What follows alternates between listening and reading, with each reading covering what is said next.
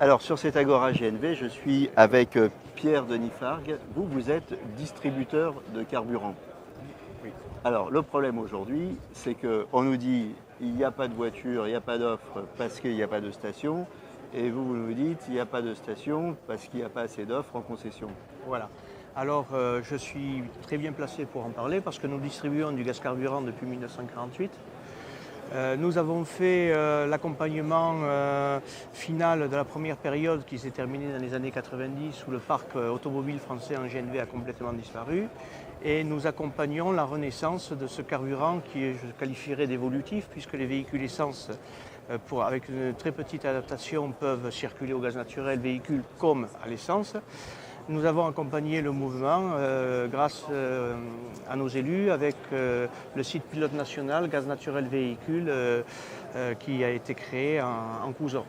Ok. Avant d'aller plus loin, vous faites une distinction entre le carburant évolutif et le biométhane. Oui, carburant évolutif, le GNV, Oui. je reprends l'explication, j'enfonce le clou. On a un véhicule essence, on peut aujourd'hui rouler au GNV. On a du GNV, on peut rouler aujourd'hui à l'essence. Alors qu'aujourd'hui, grâce à la méthanisation, grâce à l'ensemble des acteurs qui sont ici au sein de l'AFGNV, on démontre que l'agriculture française et les territoires peuvent produire du biométhane. Ce biométhane n'est autre qu'un carburant innovant, puisqu'il remet en cause toutes les modalités sociétales de nos sociétés, puisque ce n'est plus les territoires qui importent l'énergie, ce sont les territoires qui exporteront cette énergie. Il a un bilan carbone excellent au niveau du CO2, au niveau des éléments méthanogènes qui sont récupérés lors de la fermentation.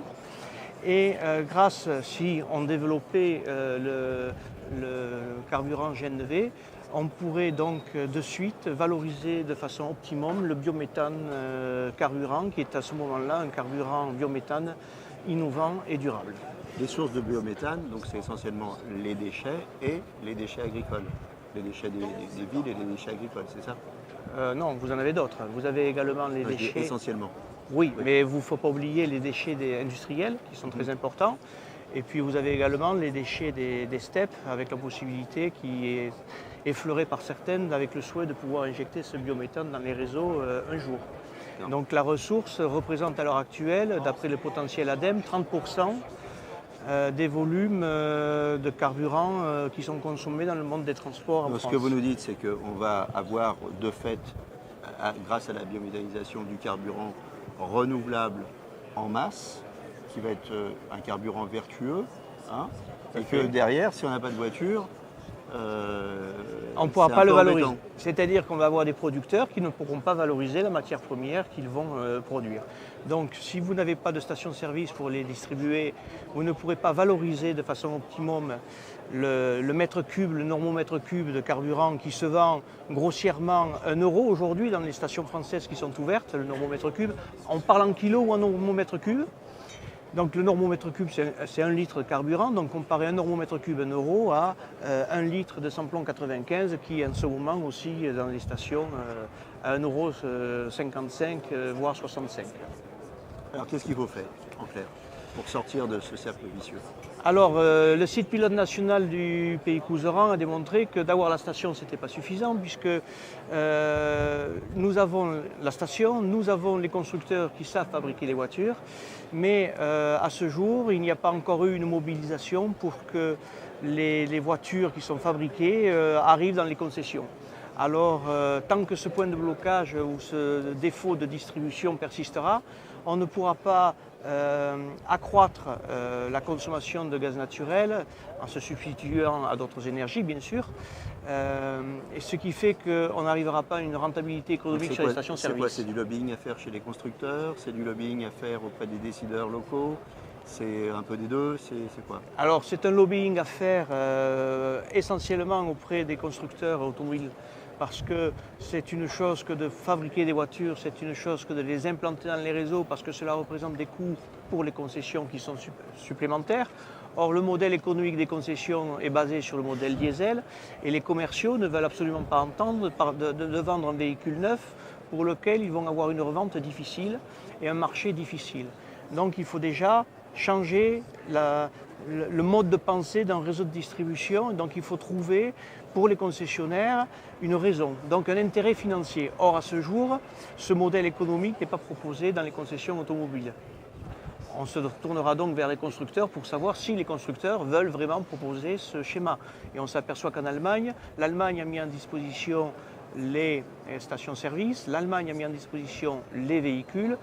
Malgré tout, encore à ce jour, malgré 600 stations, malgré les véhicules, il n'y a pas encore assez de fréquentation pour pouvoir assurer une rentabilité économique auprès d'une distribution grand public. Voilà, ça c'est la première chose. Alors on peut après se tourner vers, pour assurer une rentabilité, on peut se tourner vers nos élus, mais nos élus ne peuvent pas grand-chose, surtout dans des territoires comme les nôtres. Nous sommes dans un plan de revitalisation, nous n'avons pas de flotte captive importante, donc on peut après, dans le cadre de la réduction des CO2, essayer de faire passer certains transporteurs, leurs véhicules, au GNV.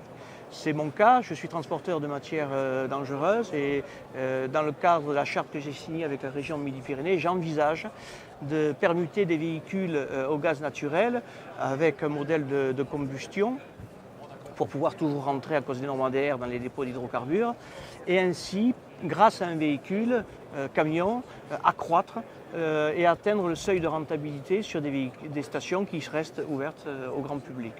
D'accord, donc un des vecteurs, c'est quand même le transport pour imposer le GNV, c'est ça?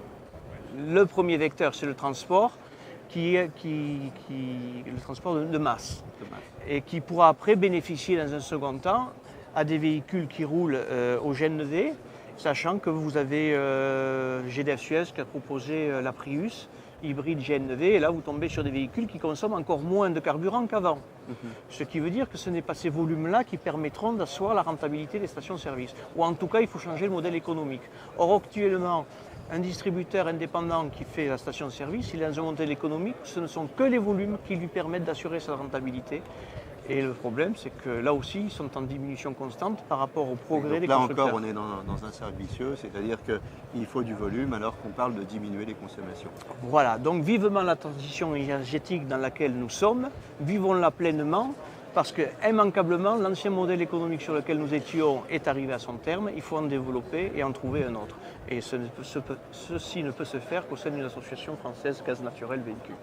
Et ben voilà une belle conclusion. Merci Voilà. beaucoup.